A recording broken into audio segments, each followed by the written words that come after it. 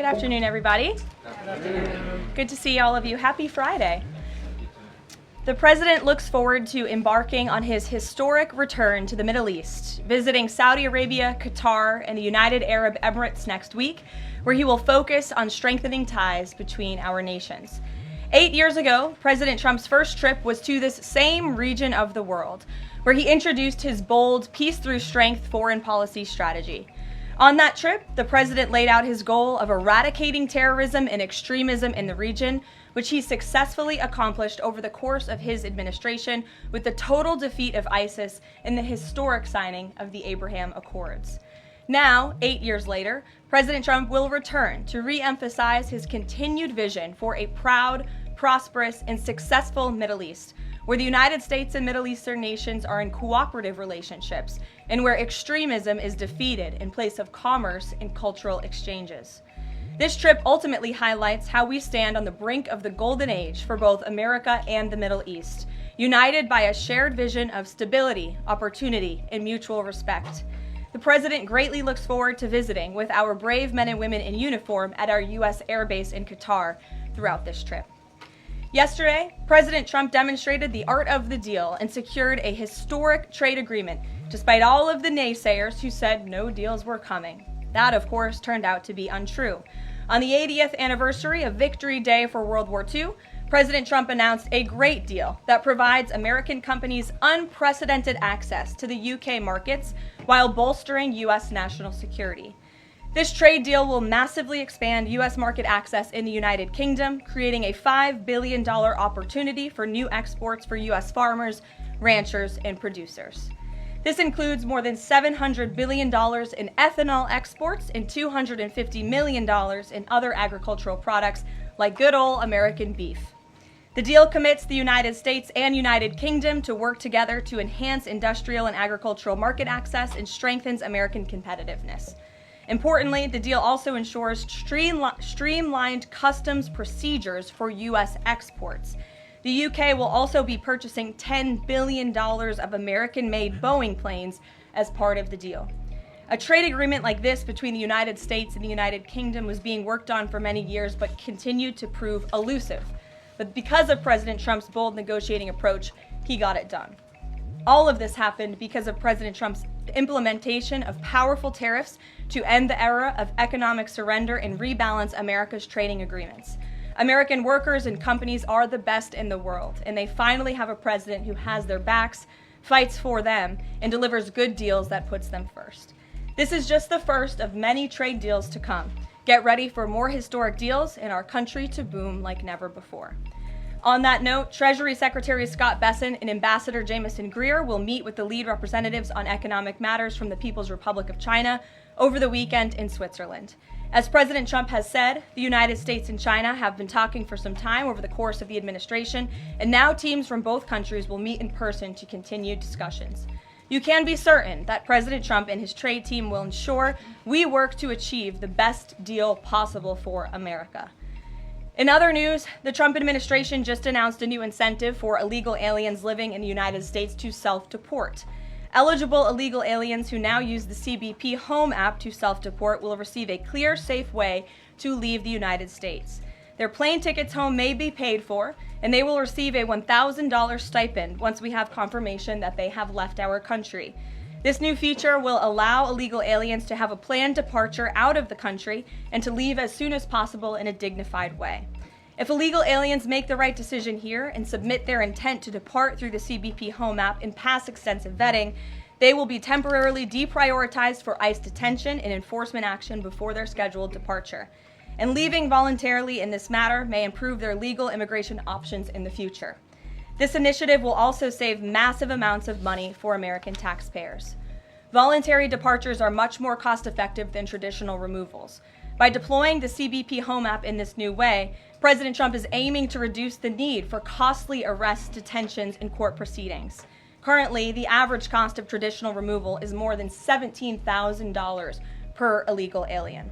Our projections estimate that the use of the CBP Home app will massively reduce that financial burden by approximately 70%, so taxpayer dollars can be redirected and our brave immigration law enforcement officers can focus on removing the most violent illegal aliens hiding in our communities. Finally, it was announced this morning that First Lady Melania Trump secured a $25 million investment in President Trump's budget to provide housing and support for youth transitioning out of foster care. And in recognition of the 7th anniversary of Mrs. Trump's Be Best initiative, the U.S. Department of Housing and Urban Development allocated funds toward the agency Foster Youth to Independence program. Yesterday, Mrs. Trump hosted a special celebration of military mothers with the president, bringing together 150 military moms from around the country to recognize their service, not just in their home, but for our country. For those of you who were there at the events yesterday like I did, I have no doubt you will join me in recognizing how truly special those moments were. So let's get to questions. Here in our new media seat today is Andrew Egger, the White House correspondent for The Bulwark. The Bulwark is a new media company launched in 2019 with hundreds of thousands of readers on Substack and more than 1 million subscribers on YouTube. Andrew, please kick us off, and thanks for being here. Yeah, thank you for having me, Caroline. The president posted another ad this week for his Trump meme coin. The group that's running that coin is encouraging people to buy in order to win a dinner this month with the president. Why is the president planning to attend a dinner for the top investors in his coin? Look, the president is abiding by all conflict of interest laws. The president has been incredibly transparent with his own personal financial obligations throughout the years. The president is a successful businessman, and I think, frankly, it's one of the many reasons that people reelected him back to this office. There are at least some people who are buying this coin who seem to view it as an opportunity to influence the president's views. There was a logistics company this week that said they would buy $20 million in the coin in order to advocate for free trade between the U.S. and Mexico. If buyers are buying for that reason, are they wasting their money? Look, I can assure you the president acts with only the interests of the American public in mind, putting our country first and doing what's best for our country, full stop. That's his intention, and that's what he's focused on. Kristen, good to see you here today. Welcome back. Caroline. Thank you. Glad to be back. So on those China talks, what does President Trump expect to come out of those talks? And is he going to be disappointed if his team can't secure a deal? Well, look, the president is very confident in his Secretary of Treasury, Scott Bessent, and of course, Ambassador Jamieson Greer, who has played an instrumental role in all of these trade negotiations as well. I think yesterday's success, the announcement of a trade deal with the United Kingdom, is a great first step. Again, many said in this room it couldn't be done. Now we are moving forward with many other countries. We're talking to dozens of our trading partners around the world. But of course, China is a major country, a major player in this space. And the president has said, and he's right, China needs the United States of America. They need our markets. They need our consumer base. And Secretary Bessent knows that he's going to Switzerland this weekend with the full support and confidence and trust of the president here at home. Jack. Thanks very much, Caroline. 2 questions. First, can you give us an update on U.S. efforts to mediate or have an impact on the conflict between India and Pakistan? Sure, I absolutely can. This is something that the Secretary of State and, of course, now our National Security Advisor as well, Marco Rubio, has been very much involved in. The president has expressed he wants to see this de-escalate as quickly as possible. He understands these are 2 countries that have been at odds with one another for decades, long before President Trump was here in the Oval Office. However, he has good relationships with the leaders of both countries, and the Secretary of State, Marco Rubio, I spoke to him just yesterday. He has been in constant communication with the leaders of both countries trying to bring this conflict to an end. Just one other question. Yesterday, we saw the news of a new pope. Before Pope Leo became Pope Leo, there were some critical comments that he made about President Trump and about Vice President Vance on his then X account. Does the White House have any reaction to those comments? The president made his reaction to Pope Leo's announcement yesterday very clear. He is very proud to have an American pope. I think it was a surprise to everyone. I saw the news media was surprised to report on that yesterday, but it's a great thing for the United States of America and for the world, and we are praying for him. Thanks, Caroline. The president has been pretty firm on keeping these 145% tariffs in place on Chinese imports. Today, via Truth Social, he said that he'd be possibly open to lowering those to 80%. Why the change, and how did the president land on 80? The president still remains with his position that he is not going to unilaterally bring down tariffs on China. We need to see concessions from them as well. And again, that's part of the reason that Secretary Besson is going to talk to his Chinese counterparts this weekend to start those discussions in person.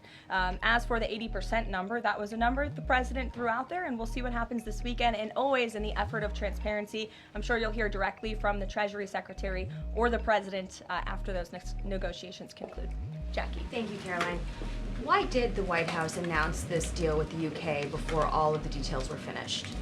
That's not true, actually. I saw the fact sheet. I saw the deal as well before the president brought all of you in the Oval Office in the effort of transparency. You had the president and the prime minister on the phone talking to all of you directly about how this was a great deal, a phenomenal deal, and discussions will continue. But as I spoke to our Ambassador Greer yesterday, this is how trade deals work. You set an initial agreement, you set the framework, you set up the deal, and then of course, T's have to be crossed and I's have to be dotted, but this deal is a good deal, and the numbers are determined, and all of the market access that I just discussed will remain. Does that mean that the 10% baseline is going to still be there at the end when all of the other details are ironed out? The president is committed to the 10% baseline tariff, not just for the United Kingdom, but for his trade negotiations with all other countries as well. Permanently, even after the deals are done, like that is going to remain. The president is determined to continue with that 10% baseline tariff. I just spoke to him about it earlier. Stephen. Thank you, Caroline. I'd like to ask about New York and about a personnel matter. On New York, the mayor, Eric Adams, is here today. Could you tell us anything more about the visit, who initiated it, what they're talking about? And also, is there any comment from the White House on the air traffic control issues in Newark? All I will say on Mayor Eric Adams is that he requested a meeting with the president, and the president was willing to take it. If the president wishes to discuss his private meeting afterwards, I will let him do that himself. Yes, I'm glad you asked about the FAA. There was a glitch in the system this morning, especially at Newark Airport. As you all know, I spoke to the Department of Transportation. That glitch was caused by the same telecoms and software issues that were raised last week. Everything went back online after the brief outage, and there was no operational impact. DOT and the FAA are working to address this technical issue tonight to prevent further outages, as well as install new fiber from Newark Airport to Philadelphia. And the goal is to have the totality of this work done by the end of the summer. I want to add that this outage at Newark Airport speaks to why the Secretary of Transportation yesterday made a massive announcement in investing in our aviation safety and our telecom system. There's a 4-part infrastructure plan that was released by the Secretary of Transportation yesterday to improve communication, surveillance, automation, and their facilities. They want to replace the antiquated telecom systems with new fiber, wireless, and satellite technologies, replace more than 600 radars, which have gone way past their life cycle, and address runway safety. They want to build 6 new air traffic control centers for the first time since the 1960s and replace towers as well. They want to implement new modern hardware and software for all traffic facilities to create a common platform system throughout the towers. These are much needed changes. This is a very bold plan by the Department of Transportation. I think it's unfortunate that the previous administration sat on their hands and did nothing, but how grateful we are that we have a Department of Transportation and a secretary and a president who's willing to take bold action and change. The personnel matter, Caroline, could I ask? Thanks, Caroline. Just going back to India, Pakistan, can we expect President Trump to get in touch personally with the leaders of those countries to try and de-escalate this situation? If and when that happens, we will certainly let you know. Natalie. Thanks, Caroline. Sure. I have a question about the Middle East trip. Will any of the president's family members, like including Don Jr., Eric, or Jared Kushner, be joining him on the trip? I am not tracking any of the president's family members joining us at this time, but of course, the first family is welcome to come. I hope they would. They're great people, great to be around, but I'm not tracking them on the manifesto. And given that you noted he is a successful businessman, do you know if the president has any plans to meet with any of the folks involved with any of the family businesses over there, or see any of the sites that are going to be new Trump? Not to facility? my knowledge, and let me just get to the premise of your question that both of you have raised. I think it's frankly ridiculous that anyone in this room would even suggest that President Trump is doing anything for his own benefit. He left a life of luxury and a life of running a very successful real estate empire for public service, not just once, but twice. And again, the American public reelected him back to this White House because they trust he acts in the best interest of our country and putting the American public first. This is a president who has actually lost money for being president of the United States. I don't remember these same type of questions being asked of my predecessor about a career politician who was clearly profiting off of this office. That is not what President Trump does, and this White House holds ourselves to the highest of ethical standards. Phil. Thank you. There's this Reuters report that the U.S. is in talks with Israel about an American-led post-war administration in Gaza. Is that accurate? Are these talks ongoing? We are in constant communication and dialogue with our counterparts and our allies and friends in Israel. Ron Dermer was here at the White House yesterday meeting with members of President Trump's team. As for the situation in Gaza, the president and his entire national security team have made it very clear we want to see the hostages released from Gaza. That is a priority for this administration. As for what that looks like, and even moving beyond that, I'm not going to get into the details of plans that frankly may or may not have even been proposed, but I can emphasize what the president holds closest in his heart right now, and that's the release of all of the hostages in Gaza. And then there's been some conservative pushback to some of these the salt tax cap. For instance, Majority Leader Steve Scalise said that bringing back the state and local tax deduction would essentially mean, quote, 45 states are subsidizing 5 states that have very high taxes imposed by leftist governors. Is he wrong? Is it fair to ask red Indiana to bail out blue New York? Well, look, this is an ongoing discussion on the Hill. There's a lot of disagreement on Capitol Hill right now about the SALT tax proposal, and we will let them work it out. As for the tax provisions in the reconciliation bill, the priorities of this president, he has made them incredibly clear. No tax on tips for our hardworking service workers, no tax on Social Security for our well-deserving seniors who have worked their whole lives to pay into this system, no tax on overtime for hardworking Americans as well, and there's a plethora of other priorities the president wants to see in this bill. Anyone who opposes this bill will be opposing the largest tax cut in American history. They will be voting to raise taxes by the tune of $4 trillion on the middle class of this country, and we look forward to holding them accountable for that. Everyone on Capitol Hill on both sides of the aisle should be supportive of the president's tax priorities. Follow up on that? Go ahead. Sure. Go ahead, and then I'll go to your follow-up. Thanks, Caroline. I want to follow up on the Truth Social post. So the president's saying 80% tariffs could come down. Just an announcement would be enough to lower those tariffs. Is that what he's looking for from the Chinese? That's not what the president said. He said that an 80% number may sound good to him, but again, he's in constant contact with our Secretary of Treasury, who will be leading these negotiations this weekend. Historically, the Chinese have made the meeting itself a win. What does a win look like out of these meetings for the president this weekend? A good deal for the American worker and the American people. Go ahead. Thanks, Caroline. Yeah, back to the reconciliation bill. Can you just clarify the president's position, though, a little bit specifically on the tax issue? Because in his Truth Social post, he said this morning that he would accept even a tiny tax increase for the rich, but then says Republicans probably shouldn't do it, but I'm okay if they do it. So what is it that he wants? Does he want them to increase the tax rates? The president wants tax cuts, the largest tax cuts in history. He wants to extend his historic tax cuts from 2017, and he wants to see all of the other tax priorities that I just laid out for you included in this bill as well. As for the policy proposal you're talking about, the president has said he himself personally would not mind paying a little bit more to help the poor and the middle class and the working class in this country. I think, frankly, that's a very honorable position. But again, these negotiations are ongoing on Capitol Hill, and the president will weigh in when he feels necessary. Encourage them to have a higher bracket for top earners? The president has made his personal position on this matter clear. Michael. The president's in constant communication with leaders on the Hill. Ahead of the president's trip to the Middle East, he's mentioned he wants to rename the Persian Gulf the Gulf of Arabia.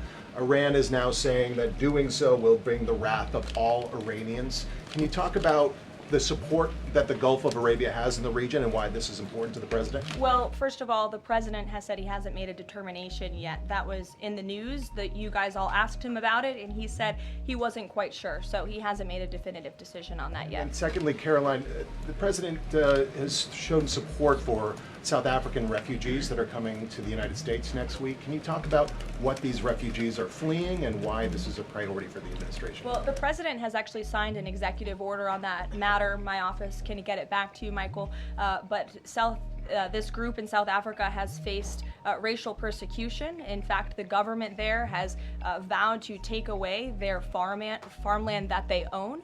And so the president has talked significantly about this. As for further details on refugee claims and asylum claims, I would defer you to the State Department. Can I follow up on that? Go ahead. No, in front of you. Thanks, sorry. Sure. Thank you, Caroline. Does the administration have any response to the news today that a federal judge has ordered the immediate release of Rumeysa Ozturk from detention, and particularly his comments that the government submitted no evidence other than an op-ed that Ozturk wrote last year?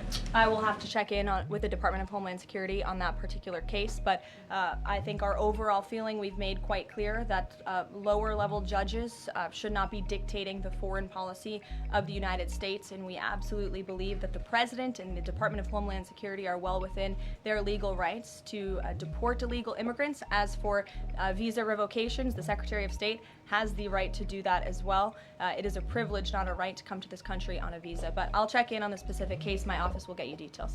Sure. Caroline, yesterday the administration appears to have started dismantling the Consumer Product Safety Commission. This is the federal agency, an independent one that does recalls and is responsible for product safety. Does the administration not believe that it's important, to keep toys and cribs? I mean, you're a young mom, off of the product of the market. It's a federal agency within which branch? It's the executive branch. Who's the head of the executive branch? The President of the United States.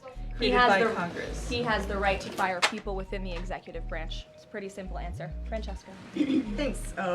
One foreign policy one and then a domestic policy thing if I could. As far as the president's trip goes next week, is he planning to meet with the FIFA president in either Saudi Arabia or Qatar? And if so, could you give us some more details about that? The president has quite a few meetings with many people when he is there. We can certainly check at the itinerary and let you know if the FIFA president will be there next week. Frankly, I'm not quite sure, but we can certainly get you an answer. As you know, the president attended a FIFA task force meeting at the White House this week.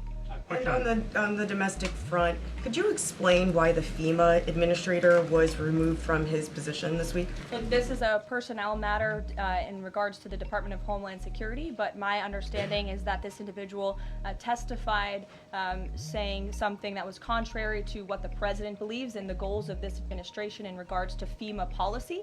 And so, of course, we want to make sure that people in every position are advancing the administration's goals. But as for specifics, I defer you to the Department of Homeland Security. We leave it up to our great cabinet secretaries when it comes to personnel matters. Okay. Sure, in the back. Thank you. Aid hasn't gone into Gaza in 10 weeks. Israel says that this is a policy to pressure Hamas in the negotiations, the ceasefire negotiations. Is this a policy that this administration supports? The president answered this week. He said that he wants to ensure that aid can get into Gaza, but we have to do it in a responsible way to ensure it doesn't end up in the hands of terrorists. So this is something the administration is actively working on, and when we have a policy to announce on this definitively, we can certainly let you know. Talk about this effort for the U.S. to take over the distribution of aid in Gaza, to exclude Israel, but also international organizations said this effort militarizes aid. I would reject that characterization by whatever groups you are citing. Kelly. Caroline, thank you. I want to get back to the First Lady Melania Trump dealing with foster children. That's an important component in American life to see what happens to the future of our children, particularly in foster care. Can you explain the significance of this development between the First Lady and the housing and urban development? Yes, absolutely. It's millions of dollars that will go into a program that helps these children transition out of foster care to have productive and positive lives. And I'd like to share a personal story since you asked if I may. I hope the First Lady won't mind. I was at an event in Florida last year, and I was approached by a gentleman who was a foster dad, and he had taken in, I think it was 6 or 7 foster children. And he spoke to me. He had recognized me in my work for President Trump's campaign at the time. And the little boy who was with him talked about the personal relationship that he had with First Lady Melania Trump. And the conversation she had had with him, and how she really encouraged him to be the best that he could be during her first term here at the White House, and how even after she and President Trump left the White House, she kept in very close touch with this young foster child. It was a touching moment that I will never forget, and it speaks to the heart of this First Lady and the great work that she is doing for foster children. And this is certainly a very big announcement that I know our Secretary of Housing and Urban Development is in particular very excited about, and we can certainly get you all the details on that program. John.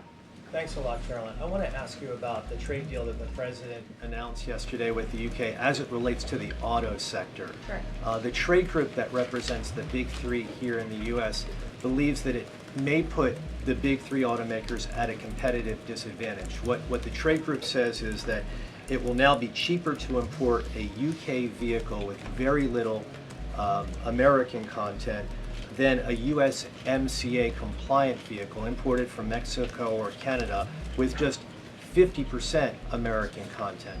What's your response to that criticism coming from this trade group? Well, first of all, let's be clear about what the deal does. It sets a 10% rate on auto imports for the first 100 cars that are imported into the United States. 100,000 cars, thank you. That would be very few cars. 100,000 cars imported from the United Kingdom. After 100,000 vehicles, it goes back up to a 25% tariff. And as for our U.S. auto manufacturers, our auto industry, the president wants to put them on the best pedestal to compete. And by the way, if they produce vehicles right here in the United States of America, they will face no tariff at all. I would argue of any industry, the president has spent more time talking to and listening to the concerns of our auto industry here at home. He hears them, he believes in them, he wants to see them produce their vehicles here in the United States of America. This is a good deal for them too. Is this a model for European and Asian vehicles as well, what we see coming out of the UK trade deal with the US? Look, all of these deals are going to be tailor-made. The president has said that from the beginning. It's very apropos that the first trade deal was announced between the United States and the United Kingdom, one of our oldest and greatest allies, but each country has unique concerns and challenges in terms of American industry. We need to open up markets in every single country, and obviously the needs are unique, so our trade team is looking at each country and the advantages that we can pursue for American industries and American workers. Sure. Happy early Mother's Day. Oh, thank you. The president said yesterday that he would be speaking with Zelensky shortly. Did that call happen yesterday, or do we expect that to happen in the near term? The call happened yesterday. President Zelensky called the president to tell him that the critical minerals deal had passed the parliament in Ukraine. I talked to the president about that call. He said it was very good and productive, and of course the critical minerals deal is great for Ukraine, but also of course for the United States of America and our taxpayers here. It was a good call, and they also spoke about, of course, this ceasefire that the president proposed, the 30-day ceasefire between Russia and Ukraine, which we know Europe is on board with, and we hope both countries will agree to. So next week, do we expect President Putin, is there any chance that he could meet with Trump while he's in the region? The president answered this yesterday. Not going to happen. Ceasefire. Has he got any reaction from Zelensky or Putin on the proposal for ceasefire? Is he satisfied by the reaction to that proposal? Not to my knowledge, but certainly if there is a reaction and updates, I'm sure you'll hear directly from the president. Question, the president fired the Librarian of Congress. Why did he choose to do that? We felt she did not fit the needs of the American people. There were quite concerning things that she had done at the Library of Congress in the pursuit of DEI and putting inappropriate books in the library for children, and we don't believe that she was serving the interests of the American taxpayer well, so she has been removed from her position, and the president is well within his rights to do that. John. Thank you, Caroline. Happy Mother's Day as well. Thank you. President Trump ran on delivering the biggest tax cut in history, got over 70 million votes. Right now, you got a handful of obstructionists in the Republican conference that are saying they're not going to go along with his tax cut package. You just said those that don't will be held accountable. What is your description of being held accountable? Well, look, I think they'll be held accountable by the voters in their respective districts if they choose to vote for a tax hike to the tune of $4 trillion, which would raise taxes to thousands of dollars per household in this country. The president has great political instincts. That's why he's back in the Oval Office, and Capitol Hill should follow his lead. As for the president, speaking of him, he will be signing executive orders later this afternoon. We are happy to provide more information on those executive orders if you wish. Thank you for the Mother's Day wishes, and happy Mother's Day to all of the moms in the room. And don't forget to call your mom this Sunday. We'll see you guys later. Have a good week.